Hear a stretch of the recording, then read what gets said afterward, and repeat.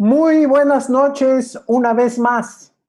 Les saludo con mucho gusto a nombre del señor Enrique Díaz Díaz, obispo de Irapuato y responsable de la dimensión de pastoral educativa y de cultura de la SEM, así como del maestro José Antonio Herrera Jiménez, rector de la Universidad Vasco de Quiroga.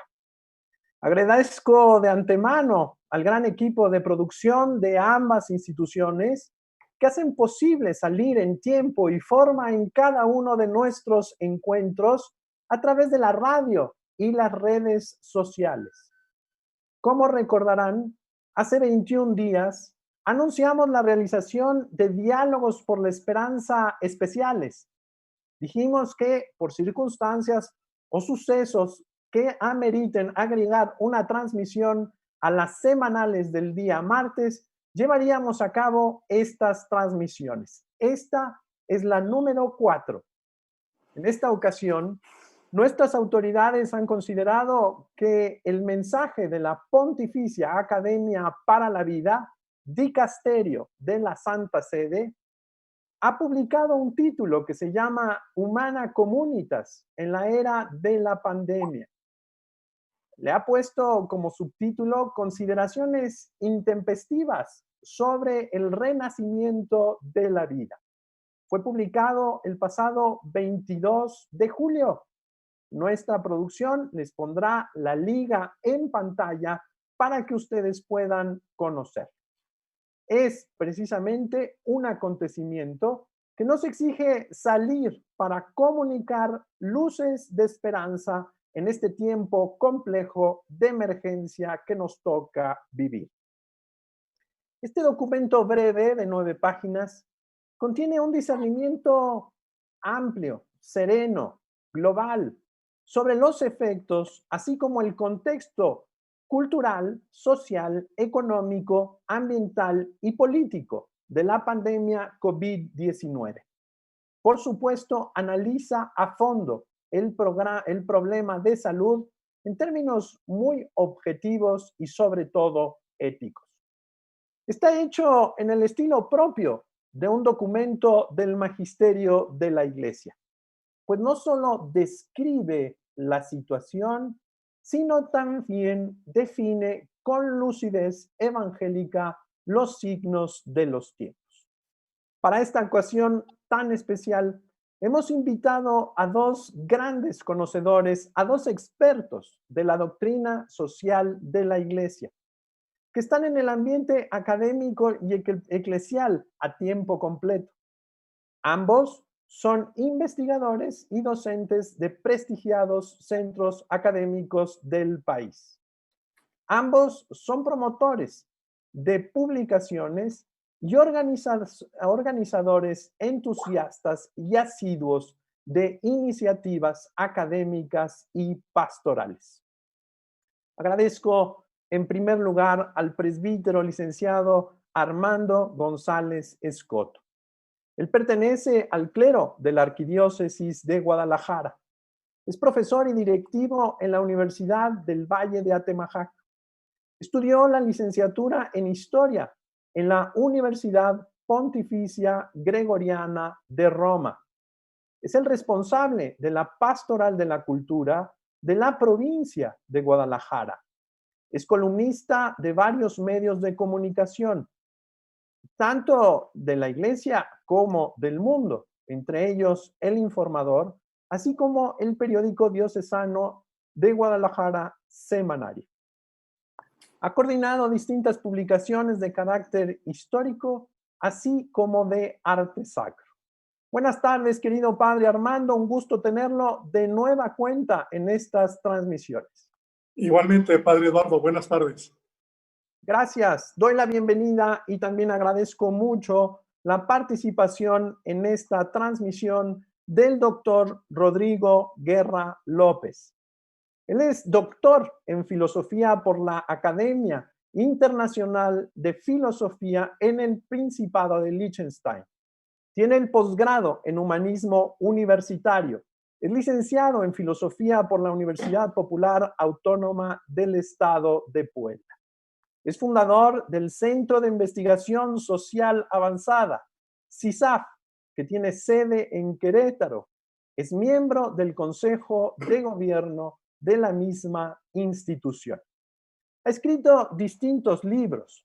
Entre ellos resalto Afirmar a la persona por sí misma, la dignidad como fundamento de los derechos de la persona, publicado por la Comisión Nacional de Derechos Humanos en el año 2003. Otra de las grandes publicaciones del doctor Guerra es Volver a la persona, el método filosófico de Karol Wojtyła, publicado en Madrid en el año 2002. También ha coordinado distintas publicaciones, es miembro precisamente de la Pontificia Academia para la Vida, que publicó este documento del cual vamos a hablar precisamente en esta ocasión. También es miembro del Consejo Pontificio Justicia y Paz. Ha sido nombrado por el Papa Francisco consultor experto para el Sínodo Extraordinario sobre la Familia. Doctor Guerra, muchas gracias por estar aquí. Buenas noches. Muy buenas noches y gracias a todos por regalarnos este ratito de diálogo y de encuentro para platicar de estos temas tan importantes. Gracias, doctor Guerra. Padre Armando, seguramente el documento le ha dicho muchas cosas. Es un documento que aborda muchos temas de manera muy puntual y, diría yo, de una manera reflexiva y estratégica. Lo escuchamos en sus 4 minutos de intervención. Gracias, buenas tardes nuevamente. Bueno, lo primero que quiero yo señalar es la importancia que tiene que una institución como la Academia para la Vida Humana nos ofrezca este documento que ayuda a mucha gente a desarrollar un ejercicio que tal vez hemos perdido y que se extraña mucho en la actual situación que vivimos: leer los signos de los tiempos. Para mí eso es algo muy importante. Me pareciera que todo el mundo lo que está esperando es que haya una vacuna para seguir igual, y no leemos lo que los signos de los tiempos nos están diciendo al margen de cualquier religión, porque la realidad siempre nos habla, y eso no tiene que ver con una religión específica. Este documento, que es breve, como tú lo has mencionado, está dividido en 2 partes, y quiero hablar de momento sobre la primera parte, que yo sintetizo en 3 cuestiones fundamentales. La Academia para la Vida nos está invitando a reflexionar sobre 3 realidades de nuestra naturaleza humana que nos habían pasado desapercibidas cada vez más. No porque no lo viéramos, es que no basta con ver. Lo que ocurre es que no tomamos conciencia de las cosas. Y el documento habla de 3 cuestiones que digo yo, es decir, la fragilidad, en primer lugar, la finitud y la vulnerabilidad. Es decir, la tecnología, el progreso, el desarrollo que gracias a Dios la humanidad ha tenido en infinitos campos, la facilitación de la vida, el poder resolver nuestros problemas a control remoto, al alcance de un botiquín, todo eso nos dio como la falsa idea de que nuestra vida estaba asegurada al 100%, de que no necesitábamos realmente de nada que no fuera los recursos que la ciencia y la tecnología nos ofrecen. Y de pronto, por así decir, viene la pandemia y nos echa a perder la fiesta. Suena feo, pero así fue. Íbamos, diríamos, con una enorme velocidad en este mundo de aparentes certezas absolutas venidas de las garantías científicas. Y la pandemia nos hace ver una vez más, nos enfrenta, nos encara con nuestra realidad permanente. Es decir, somos frágiles. Tan frágiles que la misma consideración de la pandemia ha evolucionado. Al principio era, no, la gente mayor de 65 años, los que tienen diabetes, los que tienen hipertensos, inmunodeprimidos, y luego empezó a suceder que no necesariamente solo a ellos, que también gente anterior a los 65 años y que en México la curva de las defunciones estaba entre los 40 y los 55 y después que también los jóvenes, bueno, se nos vino abajo el teatro pedazo a pedazo. Somos frágiles. Y ese es un elemento que destaca muy bien este documento. En segundo lugar, el hecho de la finitud. Uno siempre piensa que va a vivir para siempre y que la muerte es algo que ocurre solo a los demás, a los que vemos que se mueren. Ay, mira, se murió.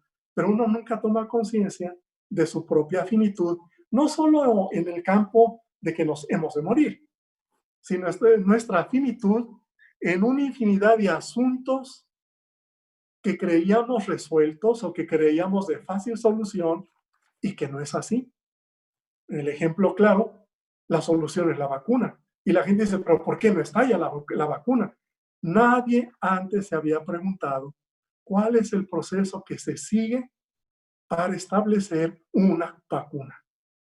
¿Cuánto es el tiempo que se requiere para que esa vacuna sea o dé garantías y no traiga daños colaterales serios? Y ahora, ante la evidencia, nos llevamos la sorpresa de que mínimo un año, porque se necesita probar y probar y probar con grupos de personas, en fin, no era tan fácil. Somos más finitos de lo que veníamos pensando. Y lo último, que la vulnerabilidad común. Todos somos vulnerables y vivimos en un mundo que es vulnerable, al que nosotros hemos hecho vulnerables. Y bueno, creo que ya terminaron mis 4 minutos. Muy bien, Padre Armando, muchas gracias. Definitivamente, estas tres características nos han llamado a ser humildes. Es curioso, pero en el documento hay algunas frases, ¿no? Nos dicen que la libertad está herida, que necesitamos un nuevo ethos, por ejemplo, que necesitamos reconocernos como administradores de la casa común y no solamente dominadores. Pero sobre todo, y lo que me parece también muy interesante en esta cuestión ontológica de la cual el Padre Armando nos señala algunos rasgos, es que somos parte de la naturaleza. Pasaba algo curioso, ¿verdad?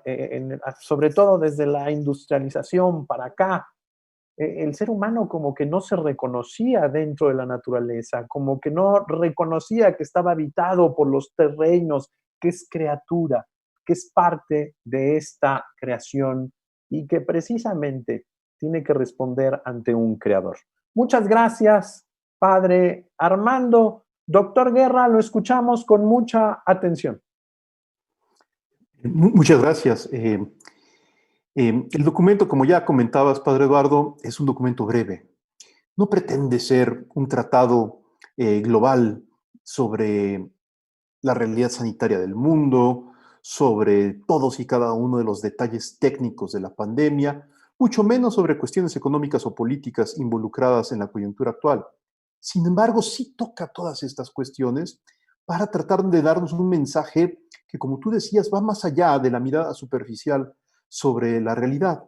Tal vez una de las cosas más poderosas que tiene la reflexión cristiana sobre los signos de los tiempos es precisamente que trata de descifrar significados que van más allá de los aspectos puramente, llamémoslo así, empíricos, de los aspectos puramente superficiales que de repente podemos encontrar narrados en alguna nota periodística, pero que justamente al hacer una exploración más profunda nos descubren nuevas cosas. Cuando miramos la pandemia a nivel de noticias, pues encontramos el número de muertos, encontramos el número de contagios confirmados, encontramos qué países han hecho bien la tarea y cuáles no, pero ¿dónde encontramos los aprendizajes humanos profundos? Justamente el documento nos trata de invitar, a través de preguntas además, no tanto pontificando respuestas solemnes, sino a través de una pedagogía de preguntas, nos va tratando de ayudar a que tratemos de entender que todo este escenario nos ha descubierto vulnerables y por lo tanto necesitados de una solidaridad más sustantiva, menos formal, más concreta. En otras palabras, toda la primera parte que está centrada sobre la vulnerabilidad, la fragilidad, la situación de necesidad tan evidente en la que nos encontramos todos, de mutua protección, de cuidado del anciano, etcétera, pasa en la segunda parte y se transforma en un llamado ético. De repente aparece una expresión un poco novedosa que nos puede llamar la atención. El documento habla de la importancia de una ética del riesgo. ¿Esto qué quiere decir? Que todos vivimos en ciertos riesgos de manera habitual. Es imposible, nos dice el documento, neutralizar, acabar con escenarios de riesgo. Vaya, salir a la calle siempre implica algún tipo de riesgo, pero lo importante es descubrir que hay ciertos niveles de riesgo que implican no solamente el que yo me cuide, sino el que todos nos cuidemos. En otras palabras, el documento nos está ayudando a popularizar, a acercar todavía más esa idea tan bonita que ha surgido desde hace algunos años sobre los derechos humanos de tercera generación. Los derechos humanos de tercera generación son los derechos de la solidaridad, son los derechos de la interdependencia y que consisten justamente en derechos que solo son vigentes cuando todos le entramos sin excepción. El más claro ejemplo de esto son los derechos del medio ambiente, en donde si un país se sale de un acuerdo global, por ejemplo, para proteger la atmósfera, pues ya no funciona el acuerdo internacional, porque habrá una persona no colaborando y generando un desajuste sistémico global. A nivel más cotidiano y frecuente, más cercano ahorita en el contexto de la pandemia, el documento nos trata de invitar a que veamos que la solidaridad no es solamente un principio para decorar discursos eclesiales o políticos, sino que es esa necesidad que yo tengo de arriesgarme a cuidar al otro, de ser realmente una persona que cuida del destino del otro. Y en ello hay riesgo, pero vale la pena correr ese riesgo solidario porque solamente de esa manera no solamente podemos atender ciertas cuestiones sanitarias propias de la pandemia, sino que disminuimos la cultura de la violencia tan extendida, por ejemplo, en países como el nuestro. La única manera a nivel cultural de promover la paz y corregir la violencia es que yo en primera persona me arriesgue a cuidar al que no conozco tanto, a perdonar al que me ha lastimado, a atender al que parece ineficiente y que ya debería de morir de acuerdo a la lógica, por ejemplo, del mercado. Y en la medida en que me arriesgo a hacer este tipo de gestos solidarios, construyo una atmósfera en donde es posible recuperar la confianza. Con esto termino. La confianza es un bien frágil. En todas las sociedades, la confianza nace de las familias, de las escuelas, de las iglesias. Y hoy en muchas sociedades está perdiéndose. Justamente apostar solidariamente por el otro, por su destino, por su salud, nos puede permitir ayudarnos mutuamente a reconstruir el tejido social, que en México, por cierto, pues vaya, en México, en Colombia, en Honduras y en tantos otros países, hoy es una urgencia impostergable. Termino simplemente diciendo que el documento insiste mucho en que la solidaridad debe dejar de ser meramente abstracto formal. Dice, por ejemplo, en algún momento el documento, que no hay que optar por un significado meramente estratégico de la solidaridad, que hay que rebasar una mera conmoción emotiva para una respuesta solidaria, como lo hacen a lo mejor ciertas colectas a fin de año, en donde nos mueven a la lágrima rápida para tratar de obtener un donativo de repente en la televisión. El documento nos dice, ya basta de eso, porque una solidaridad posmoderna, puramente sentimental, puramente abstracta, no es la que hoy necesitamos. Necesitamos volver a recuperar el desafío del rostro del otro, aprender a mirar al otro en su en sus ojos, en su rostro, para que de esa manera descubra que el otro no es simplemente un bulto de carne que sufre, sino es otro como yo, que tiene dignidad, merece respeto y atención por parte de aquel que se lo puede dar. Y de esa manera la solidaridad puede dejar de ser puramente retórica. Creo que esto ayuda a entender que la bioética no es solamente ética médica, sino que es en el fondo la manera como hoy se habla de manera contemporánea de la responsabilidad que tenemos por la vida humana integralmente considerada, interactuante, interrelacionada con muchísimos factores sociales, económicos y políticos, algunos de tipo muy estructural, que hacen que muchos países como el nuestro sufran aún con los cambios y recambios de gobiernos, y que hoy necesitan ser atendidos ese tipo de causas problemáticas de tipo estructural que generan daño a nuestra sociedad, porque si las dejamos acumularse, si las dejamos de resolver en el momento adecuado, y el momento adecuado es hoy, si las dejamos de lado, muy fácilmente podemos devenir a un escenario de mayor riesgo, que aunque ya no esté acompañado de virus, Dios lo quiera,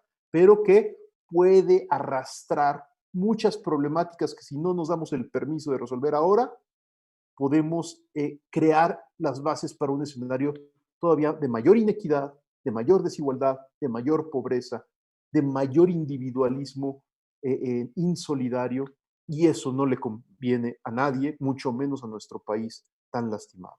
Muchas gracias, doctor Guerra. Es muy importante, estas dos primeras intervenciones ponen a la persona en el centro. El documento se llama así, Humana Communitas en la era de la pandemia. ¿Cómo recuperamos este humanismo solidario? No solamente es un humanismo, estaría mal entenderlo, individualista, intimista, etcétera. No, es una concepción de la persona que lo mete en sus relaciones fundamentales con los demás seres humanos, con la creación y, por supuesto, con el creador. Padre Armando, lo escuchamos en su segunda intervención. Adelante. Sí, gracias. Bueno, la segunda parte del documento comienza con un título, Hacia una nueva visión, el renacimiento de la vida y la llamada a la conversión.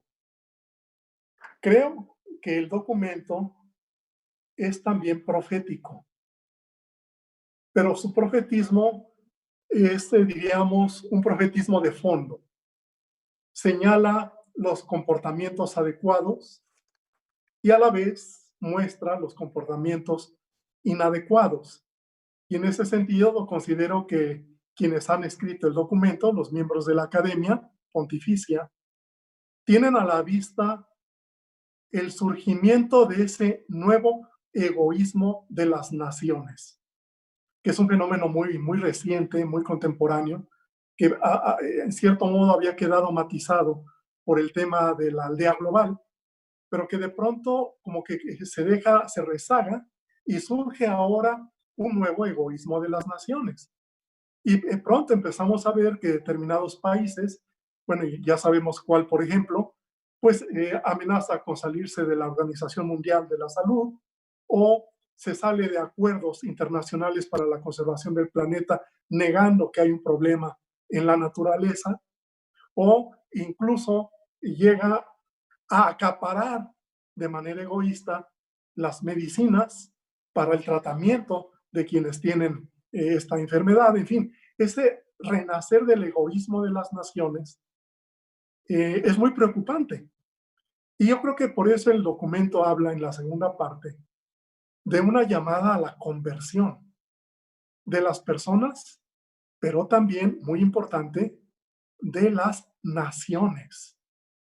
Tenemos que recuperar lo que el documento ha propuesto como un objetivo fundamental: el equilibrio ético centrado en el principio de la solidaridad global, internacional, donde todos nos sentimos parte de la naturaleza y de la especie humana y todos nos hacemos responsables de la situación en que viven los demás. El documento menciona, por ejemplo, a la pandemia y las condiciones en que están muchos países de pobreza, de miseria, de atraso, que los hace infinitamente más vulnerables ante una emergencia de esta naturaleza.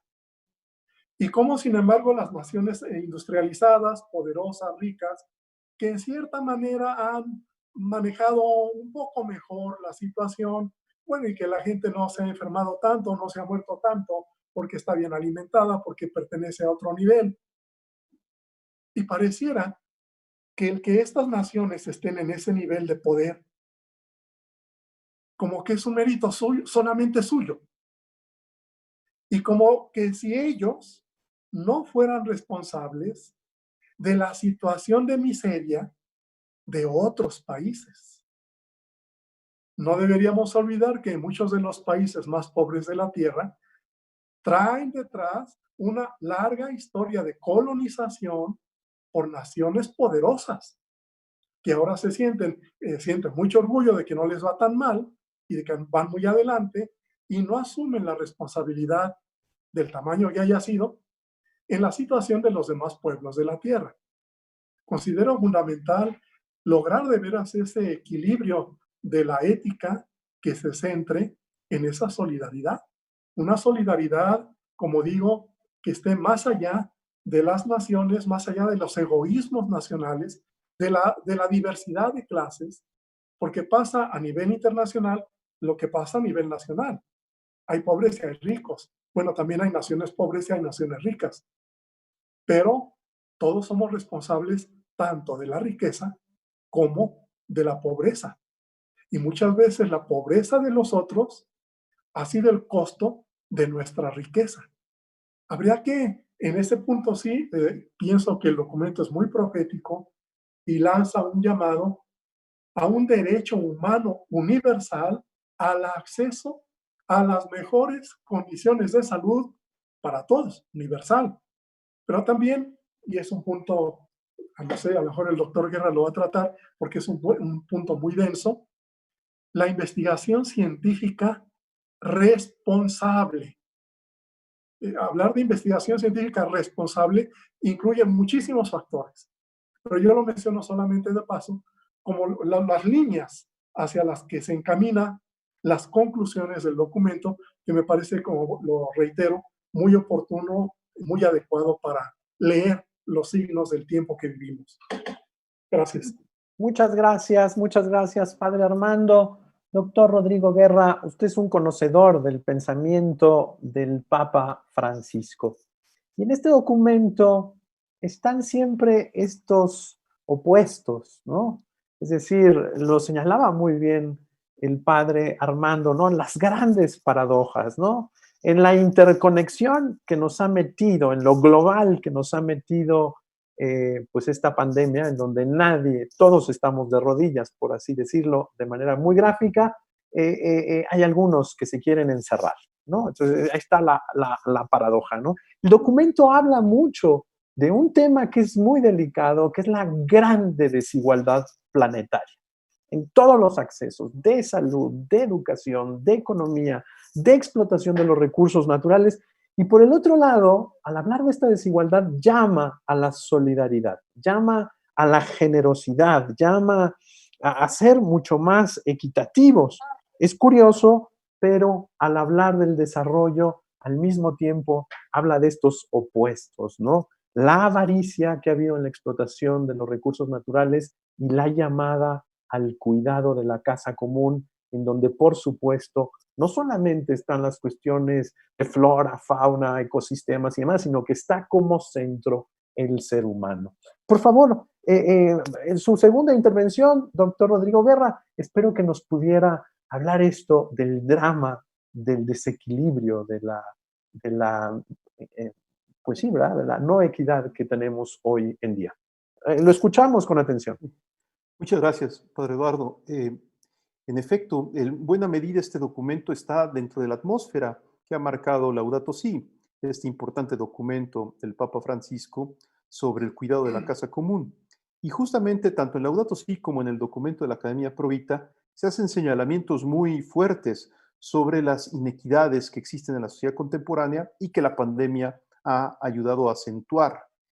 Eh, Tengo la impresión que justamente este asunto de la inequidad tan escandalosa que existe al interior de los propios países entre segmentos altamente empobrecidos y pequeñas élites oligárquicas que gozan de todos los beneficios, y también esta misma relación entre países poderosos y países subdesarrollados, tengo la impresión que el documento de la Academia Provita avanza una idea que ha sido muy desatendida en el magisterio pontificio, no tanto por los papas, sino por los lectores del magisterio pontificio, y que este documento recupera y que puede ser una de las claves también para avanzar.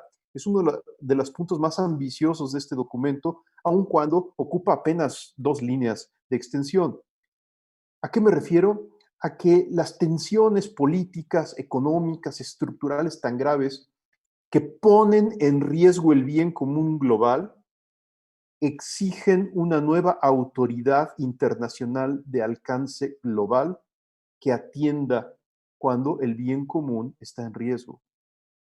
El Papa Benedicto XVI en Caritas in Veritate introdujo esta idea tan importante, la necesidad de repensar las instituciones internacionales. Y él usó esta expresión: hay que crear, hay que darnos el permiso de imaginar la posibilidad de una autoridad político-económica de alcance global. Inmediatamente, los sectores más ultraconservadores, sobre todo en los Estados Unidos, quisieron trivializar el tema y atacar a Benedicto diciendo que estaba preconizando la llegada de un superestado mundial.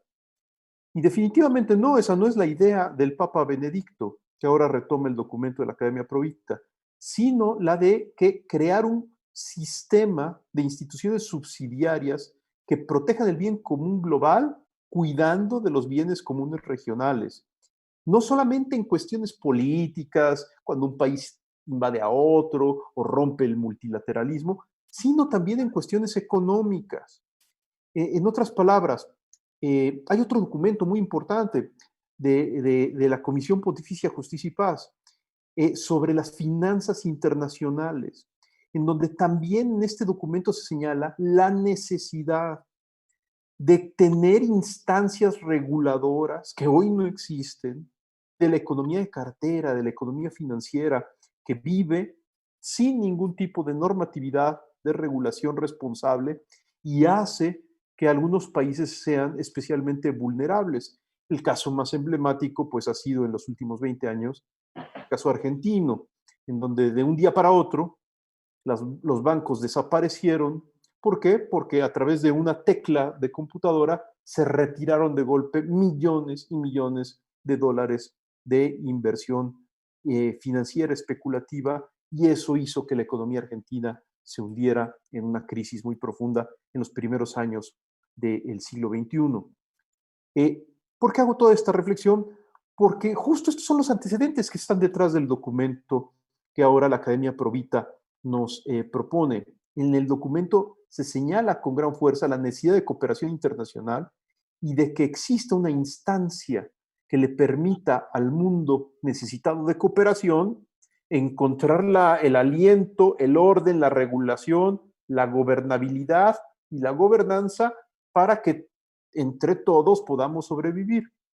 No es un supergobierno mundial. Juan Pablo II usaba el siguiente lenguaje. Juan Pablo II, que no es sospechoso de ser particularmente proclive a tesis liberales o sospechosas. Juan Pablo II decía: hay que repensar la Organización de las Naciones Unidas con nuevas competencias, con nuevas facultades, con un más claro fundamento de los derechos humanos en la dignidad inalienable de la persona humana. Que hoy esto sea difícil de implementar en el corto plazo no significa que no haya que imaginarlo.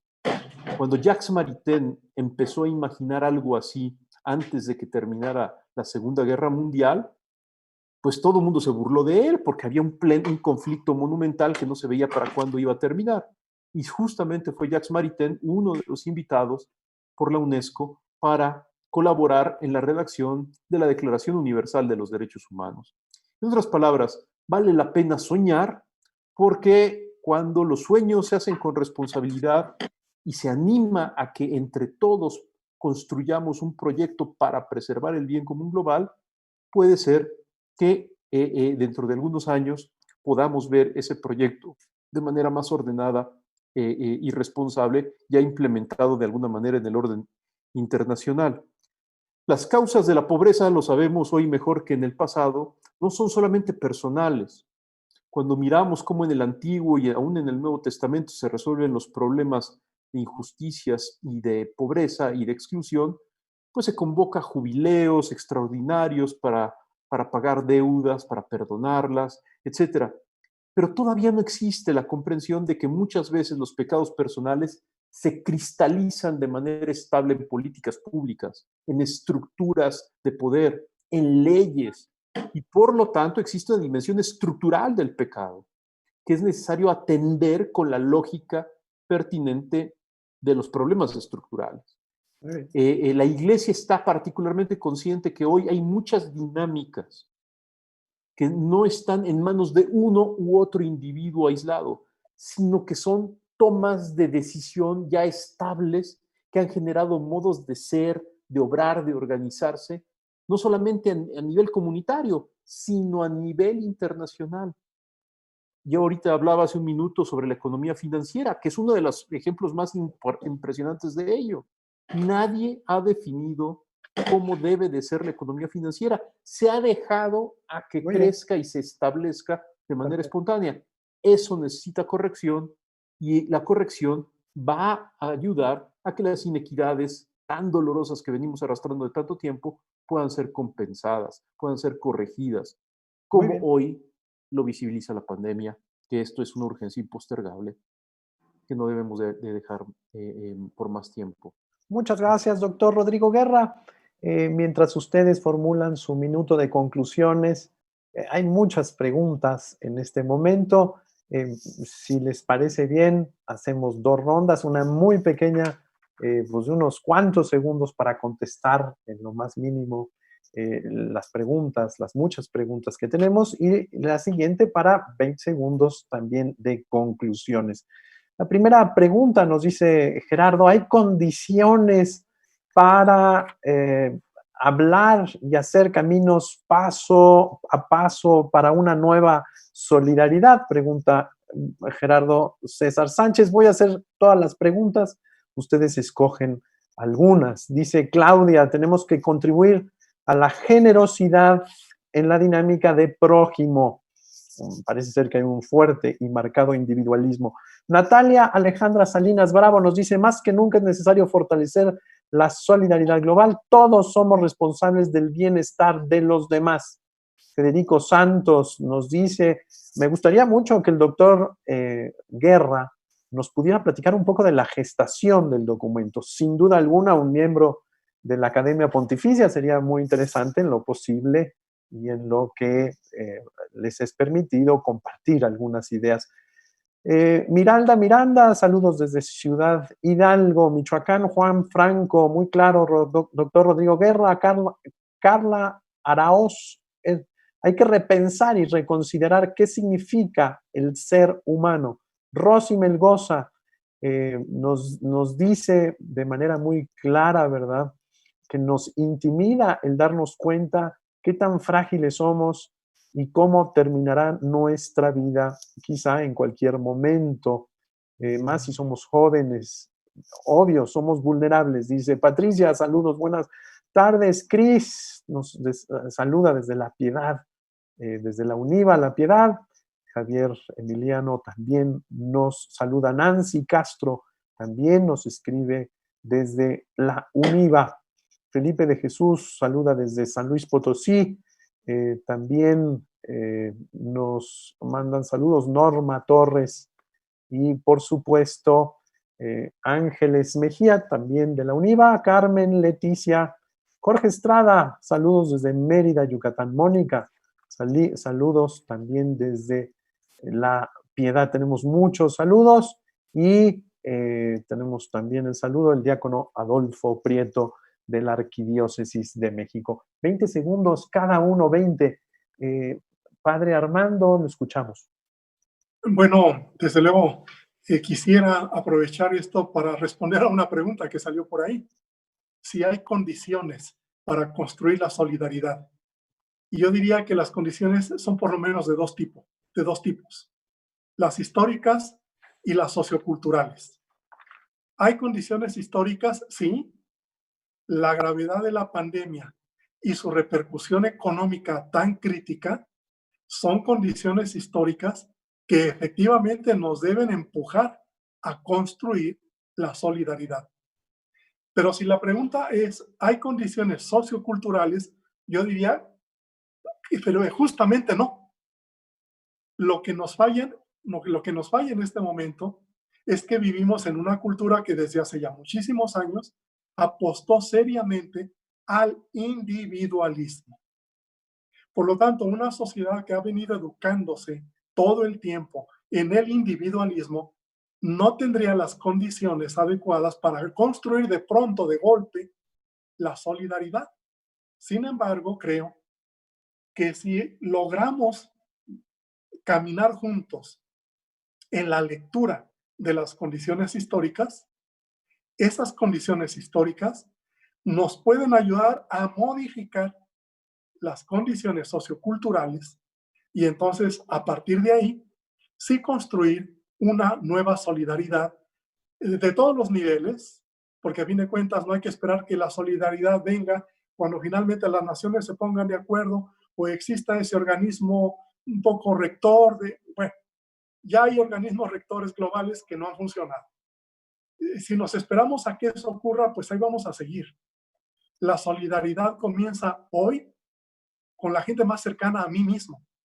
¿Yo qué puedo hacer ante esta situación por los que están enfermos o por los que están sin trabajo?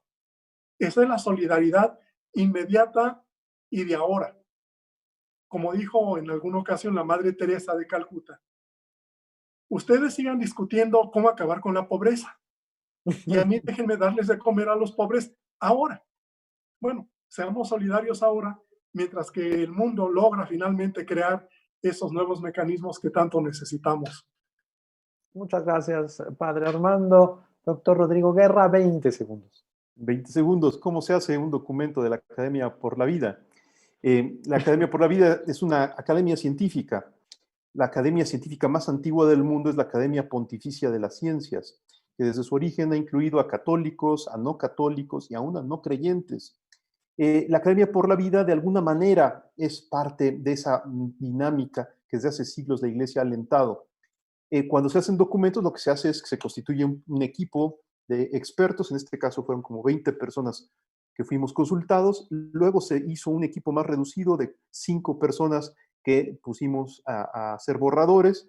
Cuando estabilizamos un borrador más o menos claro, lo presentamos al presidente de la Academia Provita, el cual lo envió a la Secretaría de Estado. En la Secretaría de Estado hay una sección que dirige, por cierto, un querido amigo de los mexicanos, Edgar Peña, que revisa todos los discursos pontificios y documentos de la Iglesia antes de que sean publicados, los revisa en muchos aspectos, a veces con ayuda de la Congregación para la Doctrina de la Fe, y así es como se produce este documento. En el caso del equipo que hizo esta declaración reciente de la Academia por la Vida, no hay ningún secreto ni cosa extraña. Los académicos que estuvimos dedicados a la redacción fueron Marillo Utiel, Roberto Del Oro, Henk ten Have, Stefano Semplici y su servidor Rodrigo Guerra, para las redacciones ya, digamos, los de los borradores finales.